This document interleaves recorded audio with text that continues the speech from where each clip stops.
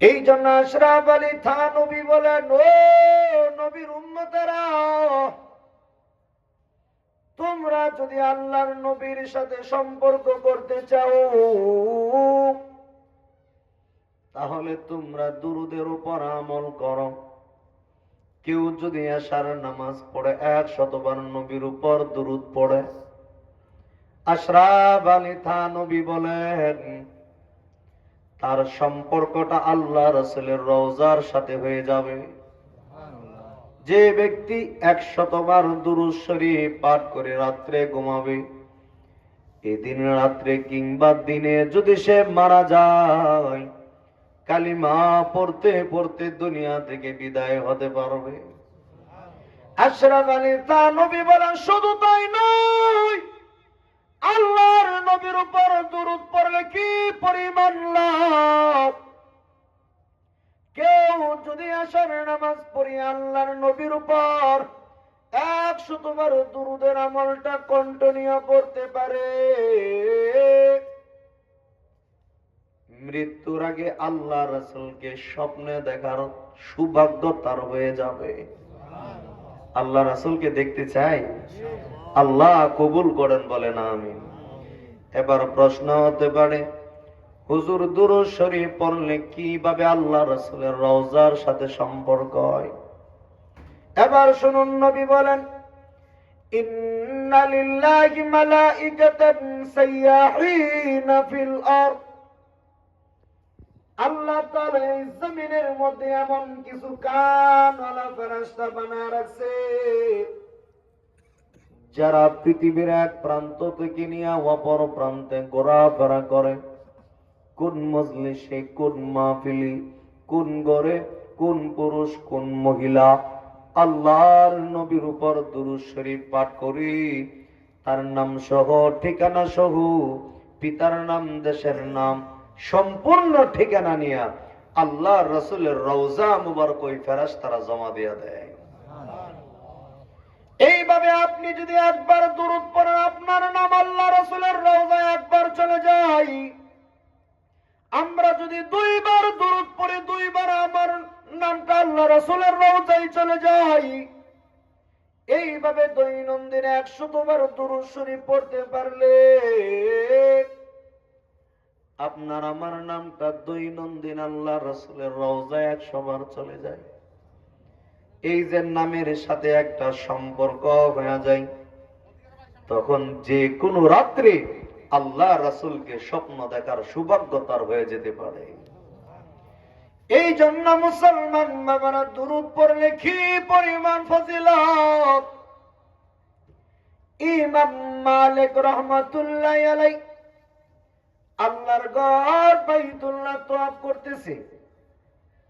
তওয়াফ করার সময় সমস্ত উমরা পালনকারীরা এই তালবিয়া পড়ে, লাব্বাইক আল্লাহুম্মা লাব্বাইক, লাব্বাইক লা শারীকা লাক লাব্বাইক, ইন্নাল হামদা ওয়ান নি'মাতা লাকা ওয়াল মুলক লা শারীকা লাক।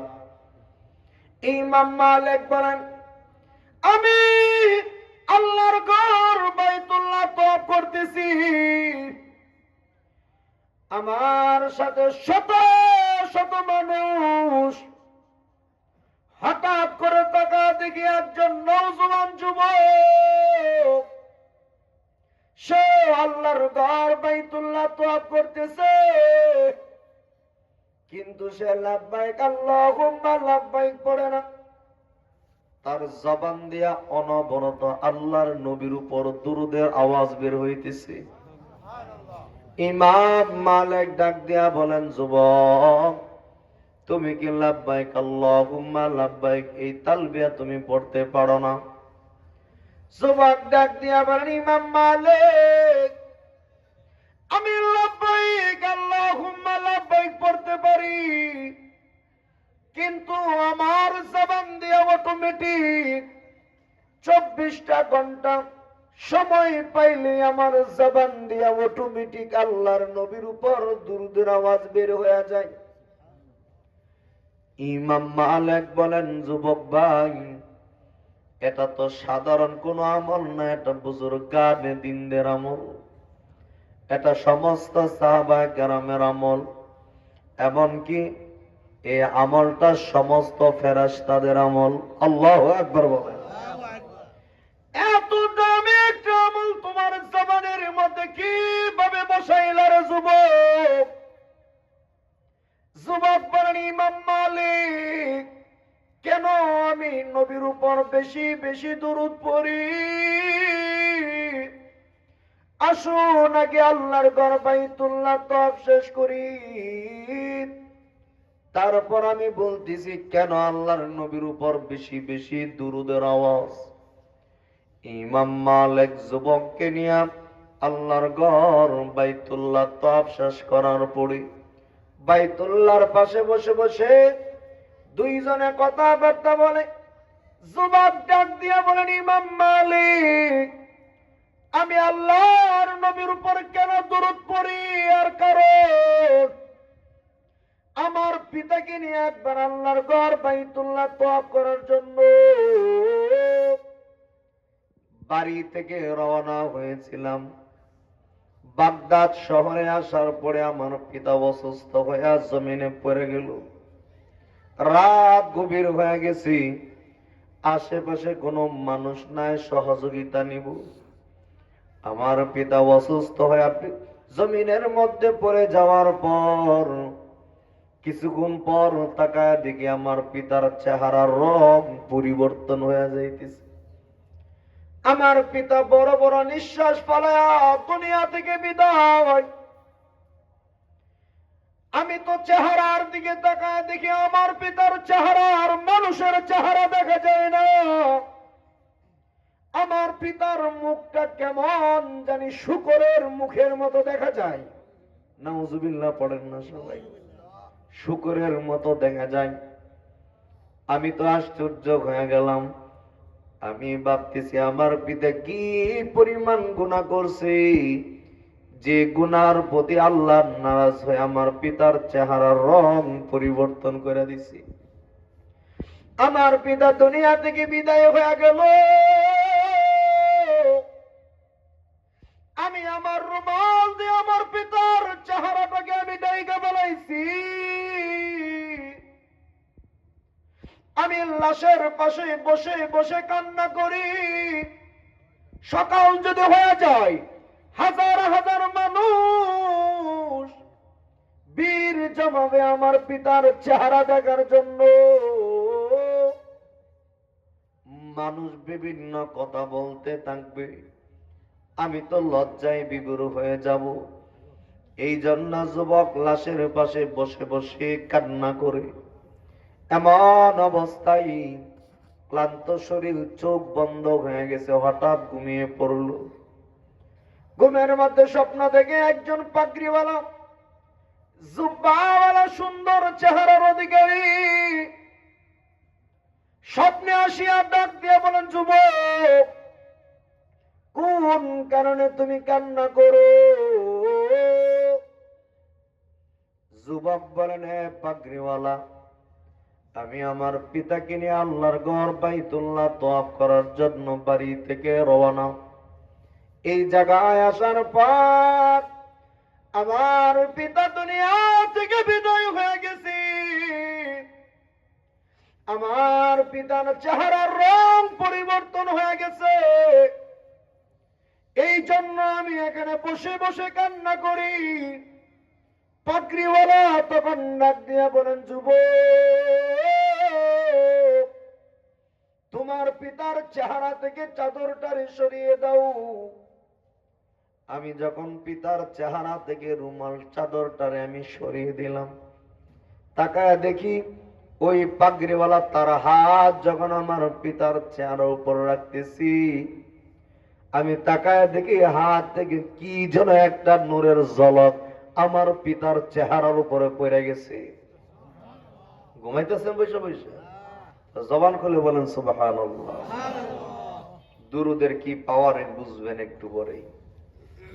যুবক বলেন, আমি যখন তাকায় দেখি আমার পিতার চেহারার উপর নূরের ঝলক পড়ে গেছে। নূরের ঝলক পড়ার সাথে সাথে আমার পিতার চেহারার রং পরিবর্তন হয়ে গেল। এত সুন্দর চেহারা হয়ে গেছে, আমি আর বুঝতে বাকি নাই আমার পিতার চেহারাটা জান্নাতি মানুষের চেহারা, আর বুঝতে বাকি নাই। তাই আমি পাগড়িওয়ালার পায়ের মধ্যে জড়ায়া ধরিয়া কান্না শুরু করলাম। এ পাগড়িওয়ালা, কে আপনি? কে যার হাতের স্পর্শ লেগে যাওয়ার কারণে আমার পিতার চেহারার রং পরিবর্তন হয়ে গেছে? কে আপনি? কে? পাগড়িওয়ালা ডাক দিয়া বলেন, যুবক, তুমি কি আমাকে এখনো পর্যন্ত চিনতে পারো নাই, বুঝতে পারো নাই?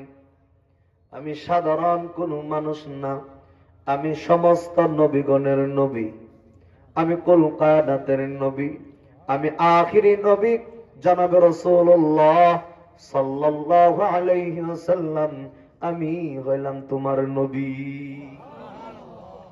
এ মুরব্বি বাবারা, যুবক বাবারা, পর্দানশী মা বোনেরা আমার,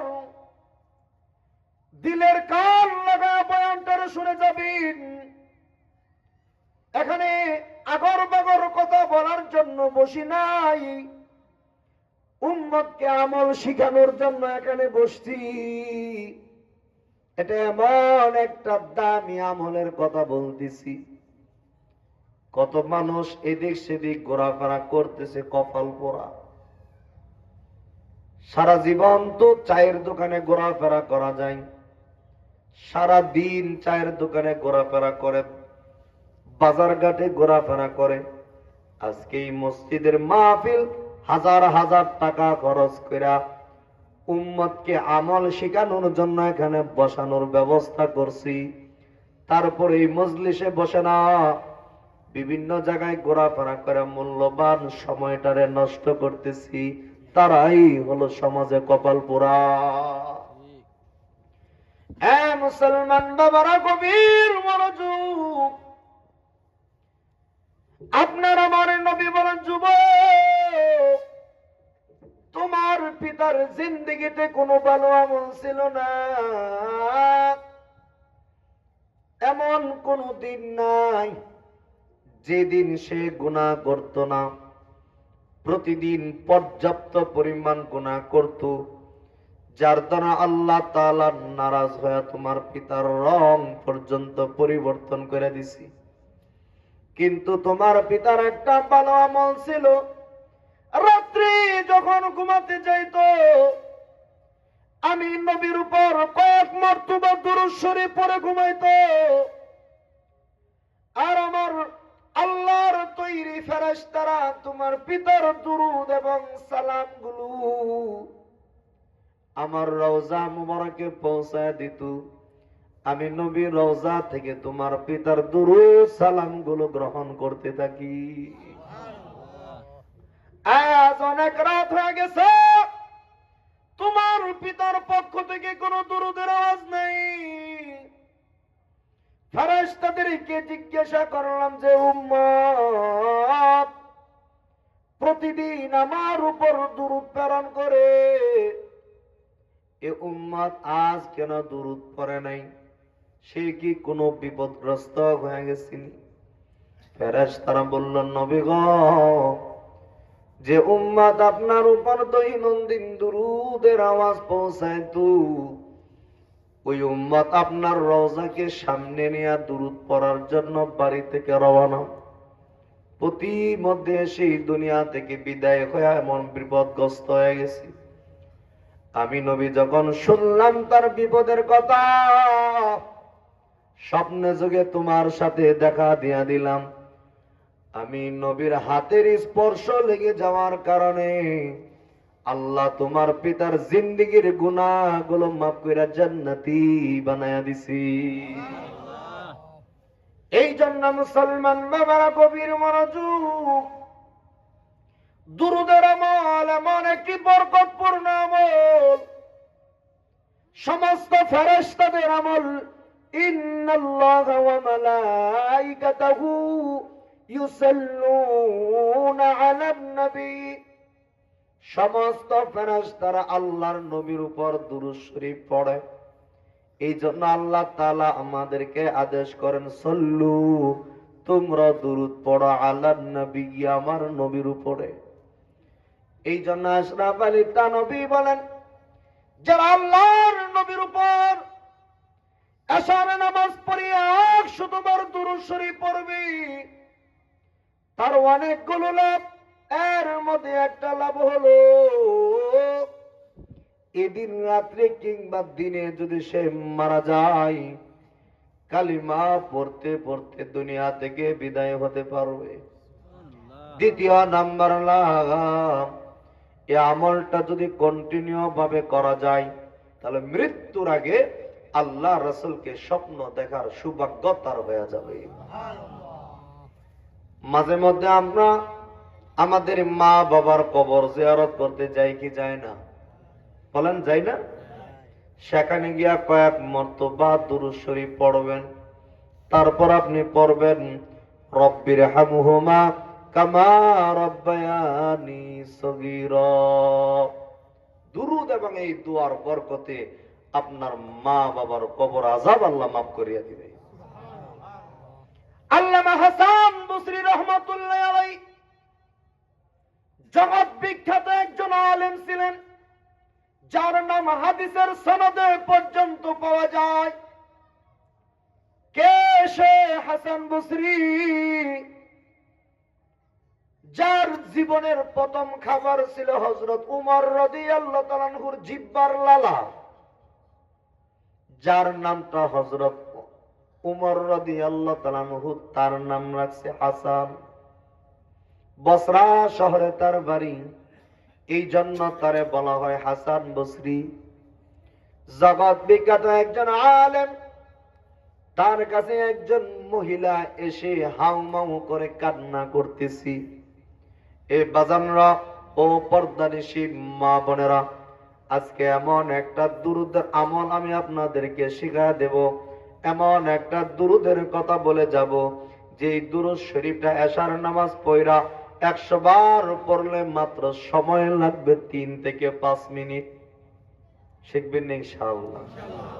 আর নামাজের ভিতরে যে দুরূদটা আছে, এটা পড়লে আধা ঘন্টার উপরে লাগতে পারে। এটা আমল করবেন না জানি, এত লম্বা সময় কেউ ব্যয় করতে চায় না। এই জন্য 3 মিনিটে যদি আধা ঘন্টার ফজিলত পাওয়া যায়, তাহলে আমরা এটার দিকে আমল করার চেষ্টা করব ইনশাআল্লাহ। ওই দুরূদ শরীফটা একটু পড়ে আমি শিখাইতেছি, আগে একটু বুঝায় নেই। খারাপ লাগতেছে নাকি মোনাজাত করে দিতাম? তাহলে একটু সময় দেন, দেখেন দুরূদের কি পাওয়ার। আল্লামা হাসান বসরি রহমাতুল্লাহ আলাইহির কাছে একজন মহিলা এসে হাউমাউ করে কান্না করে। জগৎ বিখ্যাত আলেম হাসান বসরি বললেন, বোন আমার, তুমি আমার সামনে কেন তুমি কান্নাকাটি করো?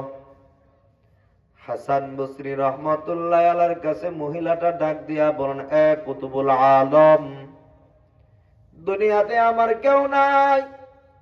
অল্প বয়সে স্বামী হারাইছি, আমার একটা কন্যা সন্তান ছিল। এই কন্যা সন্তানের চেহারার দিকে তাকায়া আমি নারী অন্য কোন পুরুষ গ্রহণ করি নাই।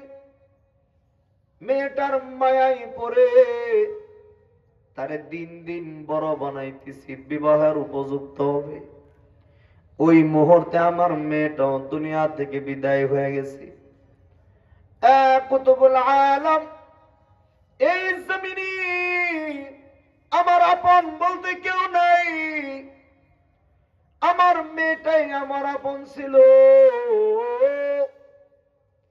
আমি তো আমার মেয়েটাকে হারায়া এখন তো আমি অশান্তির সাগরে বসবাস করতেছি। আমি মা খাইতেও পারি না, ঘুমাতেও পারি না। না জানি আমার মেয়েটা অন্ধকার কবরে আযাবের মধ্যে আছে। এই চিন্তায় আমি মা ঘুমাইতে পারি না। ও জামানার বড় আলেম, আমি আপনার কাছে আসছি, আপনি আমারে এমন একটা আমল শিখায়া দেন যে আমলটা করলে আমি জানতে পারবো আমার মেয়েটা কবরে জান্নাতি না জাহান্নামী, কবরের মধ্যে শাস্তিতে আছে না ভালো অবস্থায় আছে। এই হালতটা যেন আমি জানতে পারি এমন একটা আমল আমারে শিখায়া দেন। হাসান বসরি রহমতুল্লাহ আলাইহি বলে, এ বোন আমার, আল্লাহর জমিনে এমন কোন আমল নাই যে আমলটা করলে তুমি জানতে পারো তোমার মেয়েটা জান্নাতি না জাহান্নামী, কবরে ভালো আছে না খারাপ অবস্থায় আছে। এমন কোন আমল এই জমিনের মধ্যে নাই। মহিলা কোনোভাবেই মানে না, বলেন না না, আল্লাহর সাথে আপনার গভীর সম্পর্ক। শত শত আলেমদের কাছে আমি গেছি, সবাই আপনার নাম বলে দিয়েছি, আপনার নাকি আল্লাহর সাথে গভীর সম্পর্ক। এ কুতুবুল আলম হাসান বসরি গো, আপনি আমার এমন একটা আমল ধরা দেন না, হইতে পারে আল্লাহ তো দেখা দিতে পারে। মহিলা যখন কোন রকম ভাবেই বুঝে না, হাসান বসরি রহমতুল্লাহ আলাইহি বলল, বোন আমার, যাও যাও, তুমি বেশি বেশি রাত যখন গভীর হয়ে যাবে তাহাজ্জুদের মুসল্লায় দাঁড়ায় যাও, 5 ওয়াক্ত নামাজ পড়ার পাশাপাশি নফল নামাজ পড়ো, আল্লাহর কাছে কান্নাকাটি করো। আল্লাহ হইতে পারে তোমার দেখা দিতে পারে তোমার মেয়েটা কোন হালতে আছে। মহিলা বাড়িতে গিয়া প্রতিদিন তাহাজ্জুদের মুসল্লায় বৈশা বৈশা আও মাও করে কান্না করে, প্রতিদিন কান্নাকাটি করে।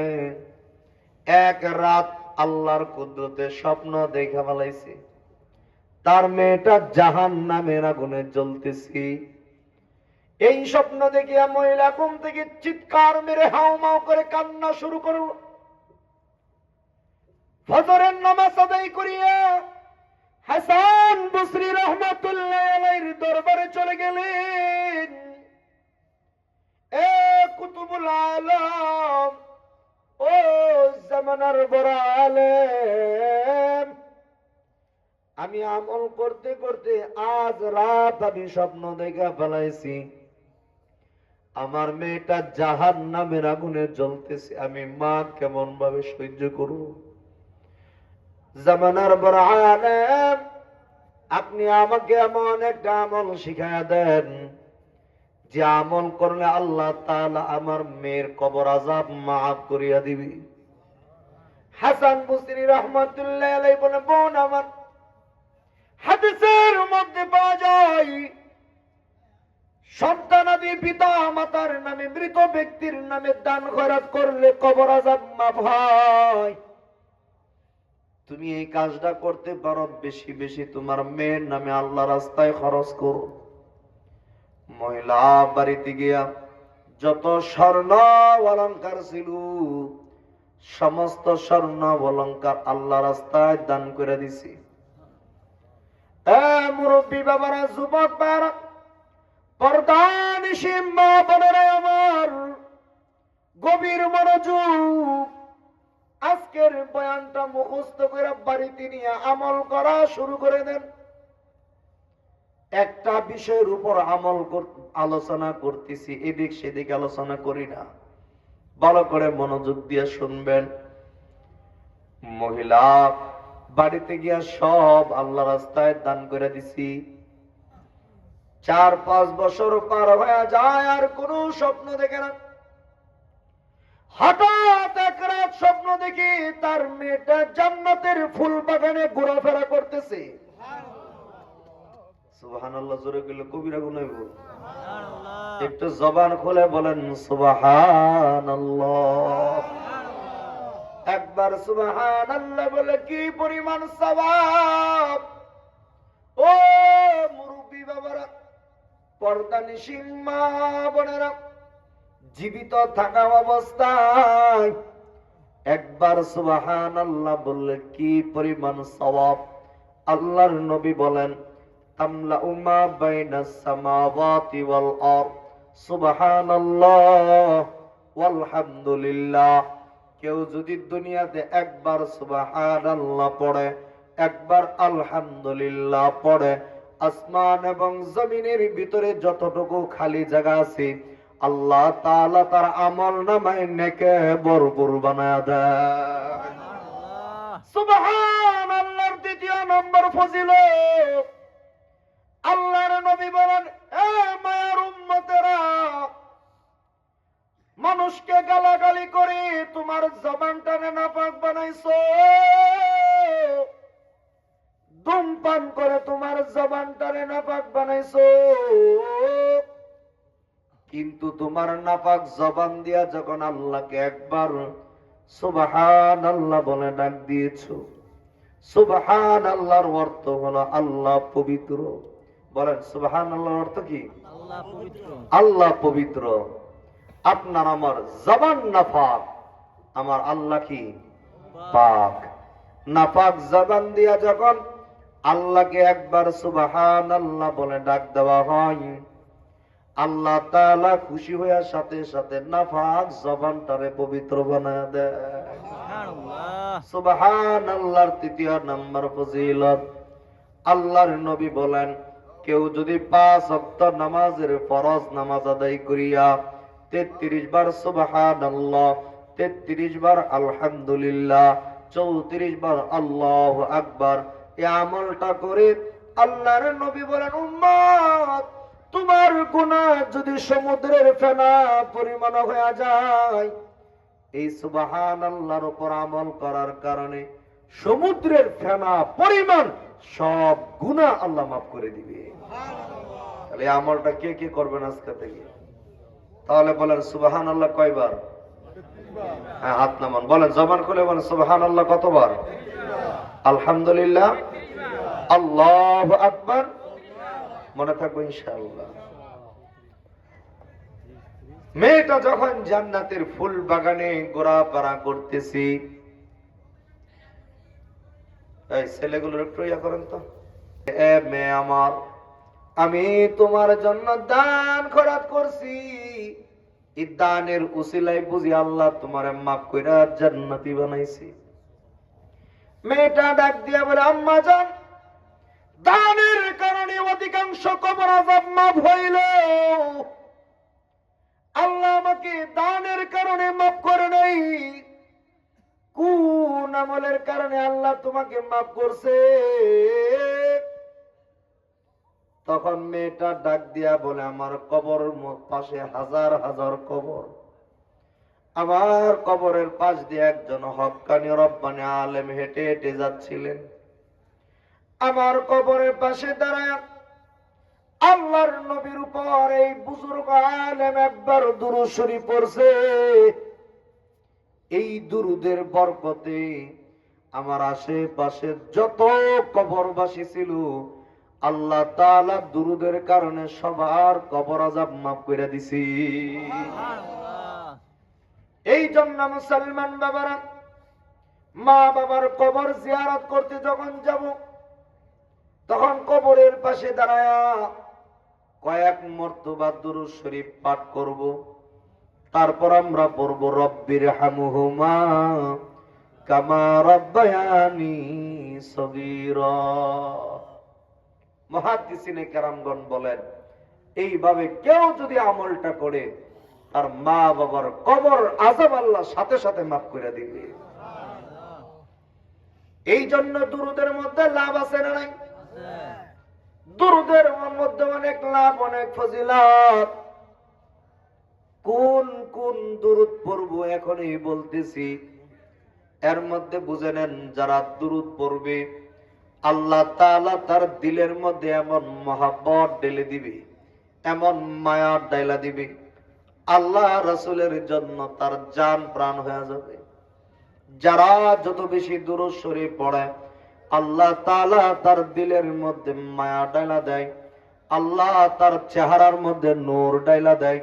দুরূদ পড়নেওয়ালা বান্দাদের চেহারা সব সময় নূরে ঝলমল করে।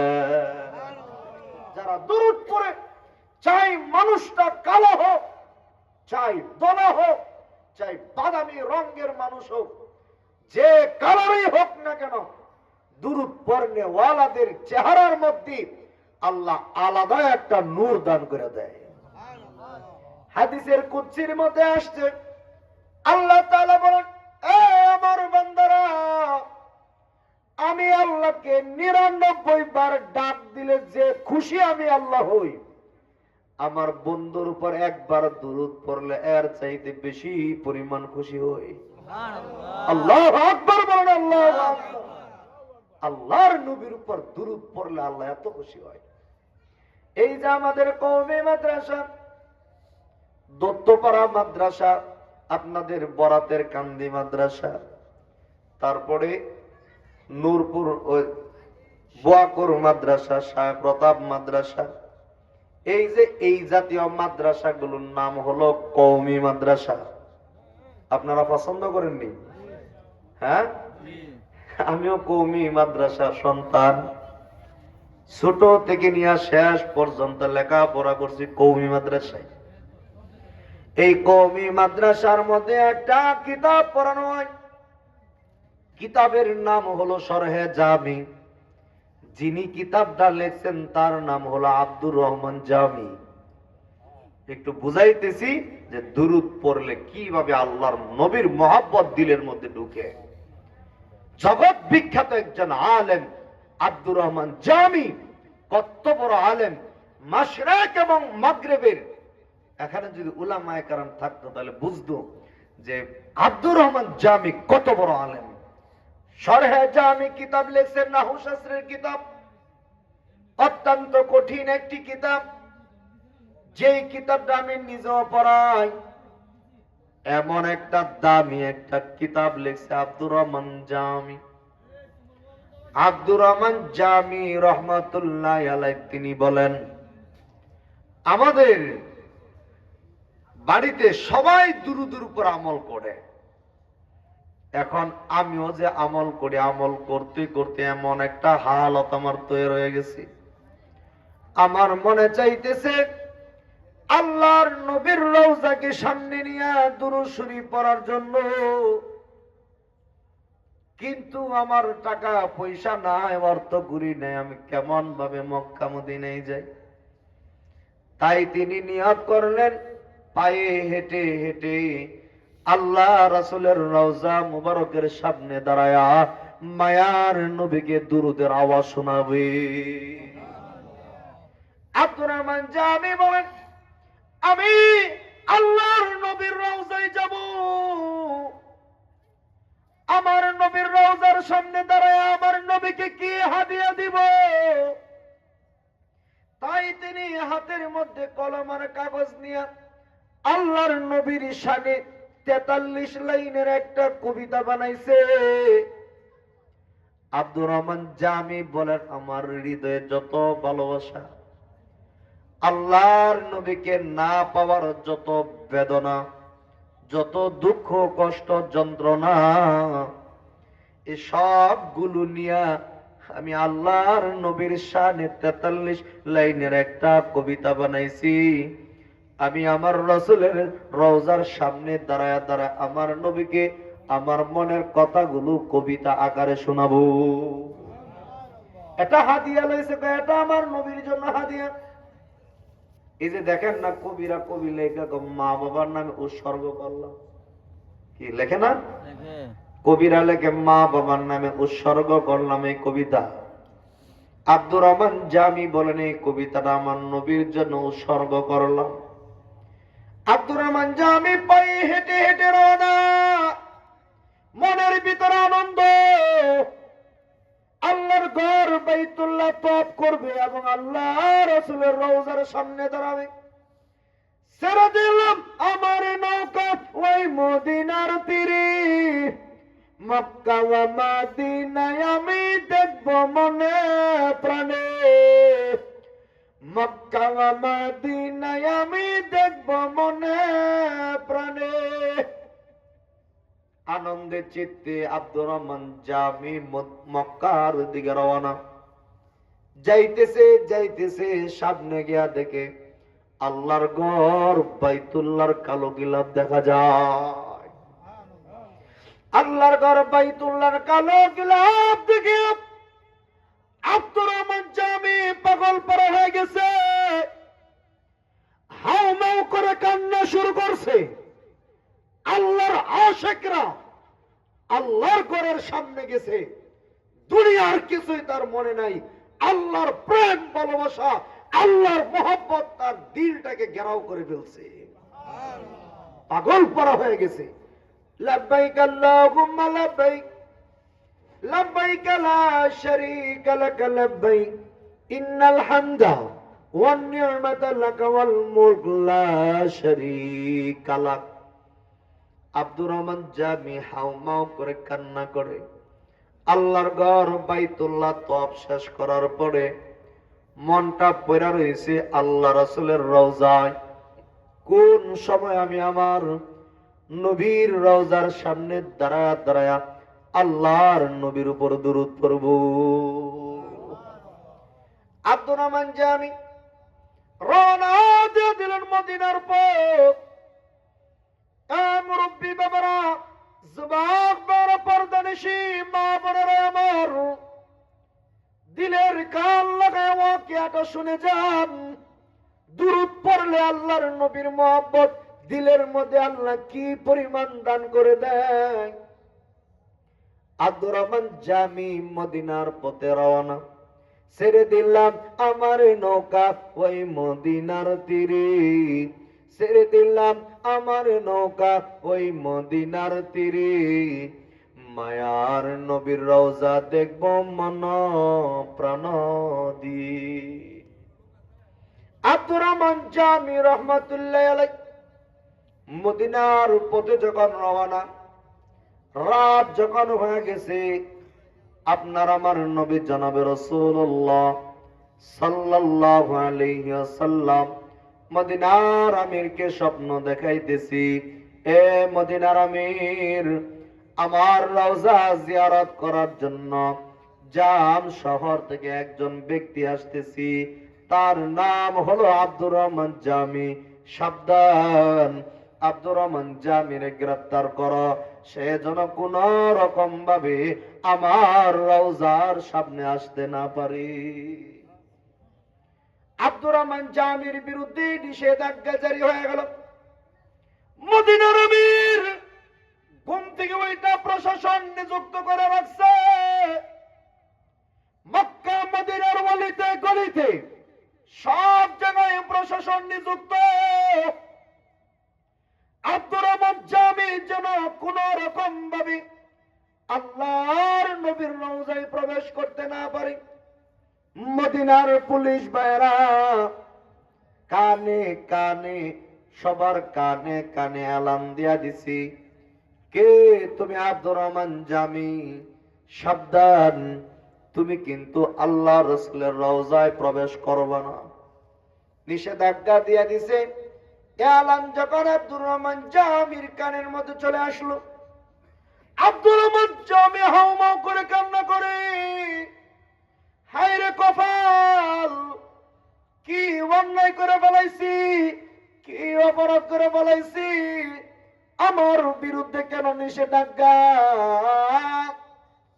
কেন নিষেধাজ্ঞা জারি করলো আমি তো জানি না, কিন্তু আমি আমার নবীর জন্য এতই পাগল, আমি যদি আল্লাহ রাসূলের রওজায় যেতে না পারি, আমি কলিজা ফেটে দুনিয়া থেকে বিদায় হয়ে যাব, কারণ আমি আমার নবীর জন্য পাগল। যার ভিতরে আল্লাহর নবীর মহব্বত ঢুকছে, দুনিয়ার কোন জিনিস দিয়া তারা সামাল দেওয়া যায় না। আব্দুর রহমান জামি পাগল পারা হয়ে গেছে। আব্দুর রহমান জামি বলেন, যে কোনো মূল্যে আমাকে আল্লাহ রাসূলের রওজায় যেতে হবে। কিভাবে যাওয়া যায়? তাকায় দেখে একটা ব্যবসায়ী কাফেলা মদিনার পথে রওনা। ব্যবসায়ী কাফেলাদেরকে বলে, ও ব্যবসায়ী কাফেলার সাথী ভাইরা, তোমাদের সাথে আমার নিয়ে যাও, আল্লাহ রাসূলের রওজার সামনে নামায়া তোমরা চলে যাও। ব্যবসায়ী কাফেলার সাথী ভাইরা বলেন, না না, তোমার নেওয়া যাবে না, তোমার বিরুদ্ধে নিষেধাজ্ঞা জারি হয়ে গেছে। বারবার হাউমাউ করে কান্না করে। তাই আব্দুর রহমান জামিকে একটা বস্তার ভিতরে বইরা টাইনা হেসরায়া হেসরায়া মদিনার পথে রওনা। এই দিক দিয়ে মদিনার পুলিশরা তাকায় দেখি একটা ব্যবসায়ী কাফেলা মদিনার রওজার দিকে রওনা। প্রশাসন এসে জিজ্ঞাসা করলো, তোমাদের মধ্যে আব্দুর রহমান জামি নামে কোন ব্যক্তি আসেনি? কন্যা না নাই। তল্লাশি করতে করতে তাকায় দেখে একটা বস্তার ভিতরে কি যেন নাড়াচাড়া করতেছি। বস্তার মুঠি খোলা দেখে জগৎ বিখ্যাত আলেম আল্লামা আব্দুর রহমান জামিকে বস্তার ভিতরে দেখা যায়। শরীর দিয়ে রক্তগুলো জরা জরা পড়তেছে। বস্তার ভিতরে বসে আল্লাহর নবীর উপর দুরূদ পড়ে। মদিনার পুলিশরা ডাক দিয়া বলে, আব্দুর রহমান জামি, তোমার বিরুদ্ধে নিষেধাজ্ঞা জারি করার পরও কেন তুমি আল্লাহ রাসূলের রওজার দিকে যাও? আব্দুর রহমান জামি বলেন, আমি মদিনাওয়ালার পাগল, আমি মদিনাওয়ালার আশিক। আমারে শুধু একটা মিনিটের সুযোগ দিয়া দাও, আমি আল্লাহ রাসূলের রওজায় গিয়ে একবার দুরূদ শরীফ পড়ব। মদিনার পুলিশরা শুনবে তার কাহিনী, না না শুনে না, বরং মনে করতেছে সে আল্লাহর নবীর দুশমন হবে। তায়াতের মধ্যে লাঠি নিয়ে আব্দুর রহমান জামিকে সমানে মারধর শুরু করলো। আব্দুর রহমান জামি বলবে, মদিনার পুলিশ ভাইরা, যত মারো কাটো, আমার কোনো দুঃখ নাই। আমার মারতে মারতে দুনিয়া থেকে বিদায় করে দাও, তারপর কষ্ট নাই। আমি কষ্ট পাবো তখন যদি আমি রাসূলের রওজার সামনে দাঁড়াতে না পারি। যতই কান্না করে মদিনার পুলিশরা ততই তারে মারে। মারতে মারতে অজ্ঞান করে জমিনের মধ্যে ফেলাইয়া দিছি। রাত যখন হয়ে গেছি, আপনার আমার নবী আমার মদিনার আমিরকে স্বপ্ন দেখায়। মদিনার আমির, আমি শুধু বলেছিলাম আমার আব্দুর রহমান জামিকে গ্রেফতার করার জন্য, মারার জন্য তো তোমারে বলি নাই। বলেন না সুবহানাল্লাহ। মারার জন্য তো বলি নাই, তুমি কেন মারছো? তুমি কি জানো আব্দুর রহমান জামি আমার কত বড় আশিক? মদিনার আমির, আমি কেন নিষেধাজ্ঞা করলাম জানোনি? এই আমার পাগল আমার শানে এমন কিছু কবিতা লেখা ফেলাইছি, এমন দরদ নিয়া মহব্বত নিয়া কবিতাগুলো লিখছি। সে যদি আমার রওজায় এসে কবিতাগুলো পাঠ করত, আমি তার মহব্বতে আমি নবীর রওজা ভেঙ্গে তার সাথে আমি মুআনাকা করে ফেলতাম। সে যদি আমার রওজায় এসে কবিতাগুলো পাঠ করত, তার মহব্বতে আমি নবীর রওজায় আর শুয়ে থাকতে পারতাম না। এমন হৃদয় বিদারক কবিতা সে লিখছে। সে আমার রওজায় এসে দুরূদ শরীফ পাঠ করলে আমি নবী তার মহব্বতে রওজা থেকে বের হয়ে যাইতাম। বলেন না সুবহানাল্লাহ। দুরূদ পড়লে কি ফায়দা অর্জিত, দুরূদ পড়লে কি মহব্বত পয়দা হয় দেখছেন। কি কবিতা লিখছে, 43 লাইনের কবিতা। 1-2 লাইন শোনা দেই, তারপরে বয়ান শেষের দিকে। কবিতার মধ্যে লিখছে, জামা হাজুরি বরামদ জান আলম, জামা হাজুরি বরামদ জান আলম, তারহাম ইয়া নবী আল্লাহ তারহাম, না আখির রহমাতুল লিল আলামিন, زمحروا ما جرى গাফেল নশিনী বিরু আওয়ার সরাজ বুরদ ইয়ামানি কে রুয়ে তুস্তে সুবহ জিন্দেগানি। এইভাবে 43 লাইনের কবিতা লিখছে। কবিতার মধ্যে বলে, নবী গো, গোটা আলমকে, গোটা জাহান আপনার কারণে ক্ষত বিক্ষত হয়ে গেছে। আল্লাহু আকবার বলেন। আপনি চলে যাওয়ার কারণে গোটা আলম, গোটা সৃষ্টি জাহান ক্ষত বিক্ষত হয়ে গেছে আপনি ইন্তেকালের কারণে। তারাহাম ইয়া নবী আল্লাহ তারাহাম, দয়া করুন আল্লাহর নবী, আপনি দয়া করে রওজা থেকে আবার এই জমিনের মধ্যে চলে আসুন।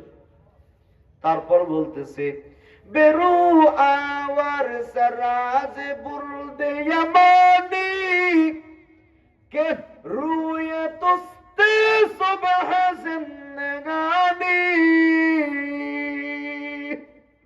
নবী গো, ইয়ামানি চাদর দিয়া শরীর ঢাকা, আপনার উপর থেকে ইয়ামানি চাদর সরিয়ে ফেলুন, আপনি রওজা থেকে বের হয়ে চলে আসুন। আপনার চেহারার আলোতে, আপনার চেহারার নূরে সারা অন্ধকার পৃথিবী পুনরায় আলোকিত হয়ে যাবে। এইভাবে আল্লাহ রাসূলের শানে 43 লাইনের কবিতা লিখছে। আল্লাহর নবী বলেন, এই কবিতা যদি এসে আমার রওজা মুবারকের দ্বারা পাঠ করত, আমি নবী তার কবিতার মোহাব্বতে পড়ে রওজা থেকে বের হইয়া আমি আমার আব্দুর রহমান জামিকে আমার বুকের মধ্যে জড়ায় নিতাম। তাহলে দুরূদ পড়লে এই ফজিলত, দুরূদ পড়লে এত লাভ। এবার শেষ কথা, কোন দুরূদ শরীফ পড়ব? আশরাফ আলী থানভী বলেন, এশার নামাজ পড়িয়া কেউ যদি 100 বার দুরূদ শরীফ পড়ে তার কয়েকটা লাভ আছে। 1 নাম্বার লাভ, এদিন রাত্রে কিংবা দিনে যদি সে মারা যায়, আল্লাহ তার জবান দিয়া কালিমা নসিব করায়া দিবি। 2 নাম্বার লাভ, একবার দুরূদ পড়লে, আচ্ছা অসুবিধা নেই, ঠিক আছে, হ্যাঁ, যারা দুরূদ শরীফ পড়বে, একবার দুরূদ পড়লেন, নবী বলেন সাল্লাল্লাহু আলাইহি আশরা, 10টা রহমত নাজিল হয়। 100 বার দুরূদ পড়লে 1000 রহমত নাজিল হয়। সুবহানাল্লাহ কইতেন না? যে বান্দা 1000 রহমত নিয়ে রাত্রে ঘুমায়, এই বান্দা কোনদিন বেঈমান হয়ে মরতে পারে না। যার উপর আল্লাহর রহমত থাকে, একবার দুরূদ পড়লে 10টা রহমত, 100 বার দুরূদ পড়লে 1000 রহমত। যে বান্দার উপর একটা রহমত থাকে, সেই তো ঈমান নিয়ে মারা যায়। যার উপর আল্লাহর রহমত থাকে না, সে ঈমান নিয়ে মরতে পারে না। এজন্য দুরূদ পড়নেওয়ালা বান্দারা ঈমানের সাথে দুনিয়া থেকে মৃত্যুবরণ করে।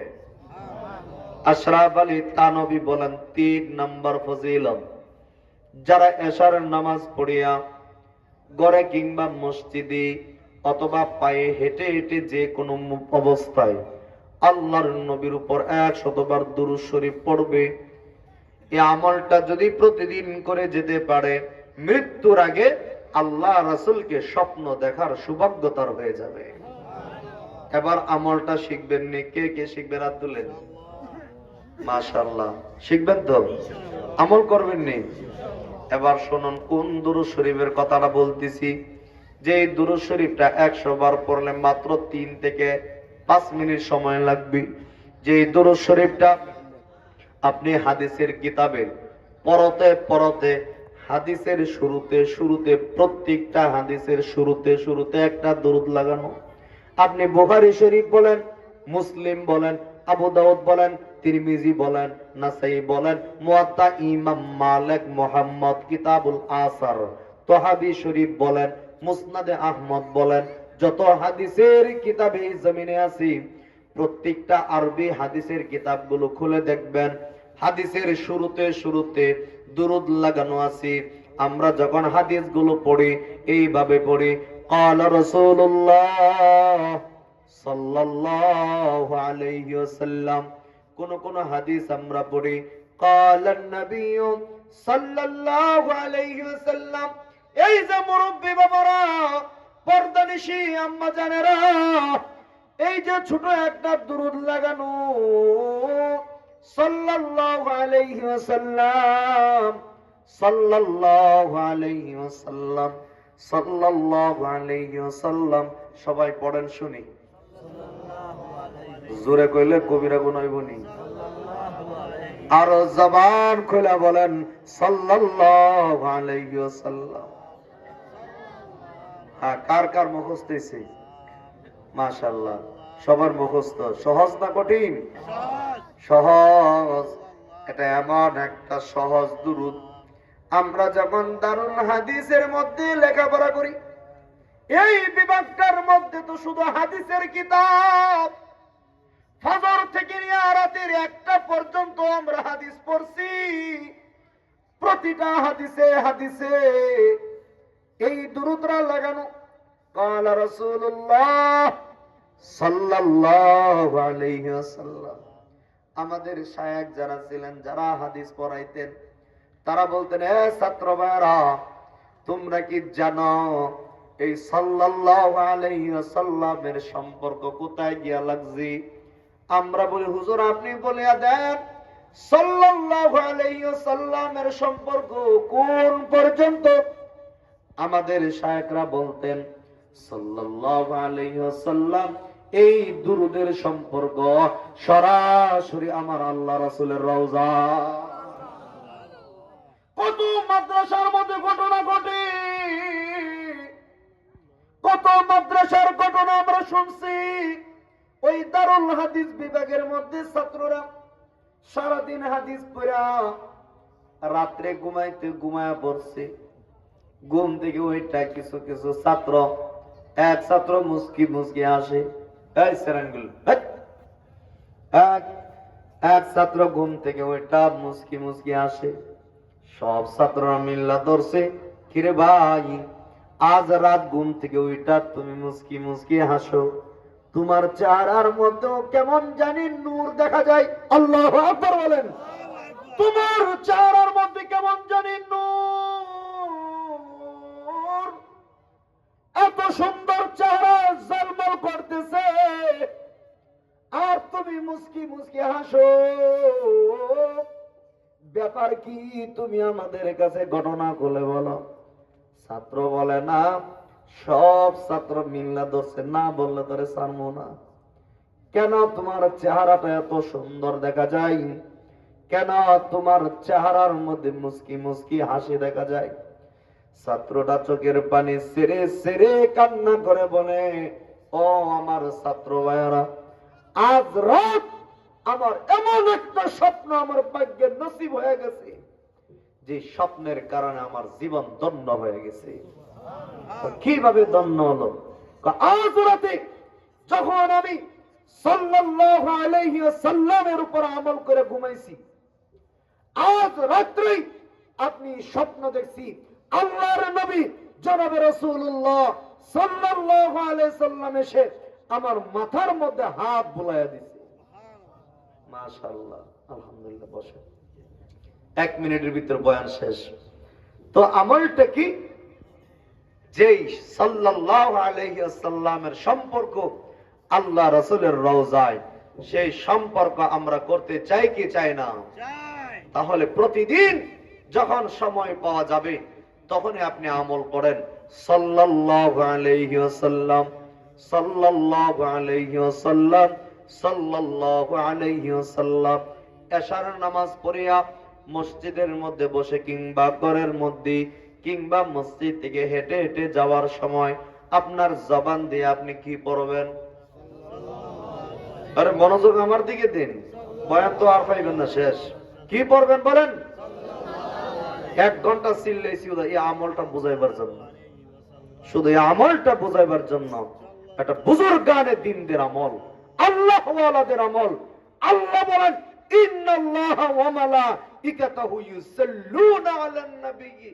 দুরূদের আমল শুধু মানব জাতির আমল না, এই দুরূদের আমল আল্লাহর সমস্ত ফেরেশতাদের আমল।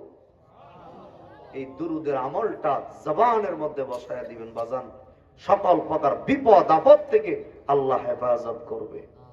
কত বিপদ ওয়ালারা দুরূদের উপর আমল করে বিপদ থেকে উদ্ধার হয়ে গেছে, কত বিপদগ্রস্তরা দুরূদের উপর আমল করে বিপদ সরায় ফেলছে। আমার মাদ্রাসার সেক্রেটারি মানে আওয়ামী লীগের আমলে মিথ্যা মামলায় জর্জরিত হয়ে নরসিংদী হাইকোর্টে এসে হাজিরা দিব, আমার কাছে গিয়ে বলে, হুজুর আমি তো এই অপরাধ করি নাই, আমার উপর মিথ্যা মামলা দিছে। আমি বলছি আপনারা একটা আমল শিখায়া দেই, ম্যাজিস্ট্রেটের সামনে দাঁড়ায়া আপনি আমলটা করবেন। আপনি যদি এই মামলার সাথে জড়িত না হন, আল্লাহ আপনাকে মুক্ত করে দিবে। সেক্রেটারি সাহেব হাইকোর্টে গিয়ে দাঁড়াইছে। এখানে দাঁড়ানোর পরে উনি যা সময় আমি আমল শিখাই দিছি আপনি পড়বেন সাল্লাল্লাহু আলাইহি ওয়াসাল্লাম, সাল্লাল্লাহু আলাইহি ওয়াসাল্লাম। দাঁড়াইতে দাঁড়াইতে তার চেহারার দিকে তাকায়া সাথে সাথে তার জামিন দিয়ে মুক্ত করে দিছে। এইটা বরকতময় একটা আমল, দুরূদের আমল।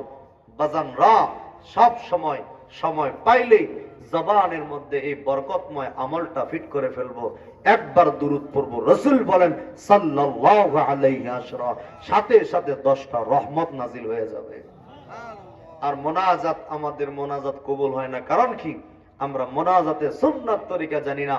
মোনাজাতের প্রত্যেকটা মোনাজাতের সুন্নাত তরিকা হলো আমাদের বুজুর্গানে দ্বীনরা কিতাব ও সুন্নাহর মধ্যে লিখছেন যে কোন ব্যক্তি যদি মোনাজাত আল্লাহর কাছে কবুল করাইতে চায়, মোনাজাত করার আগে সে যেন আল্লাহর নবীর উপর কয়েক মর্তবা আগে দুরূদ শরীফ পড়ে নেয়।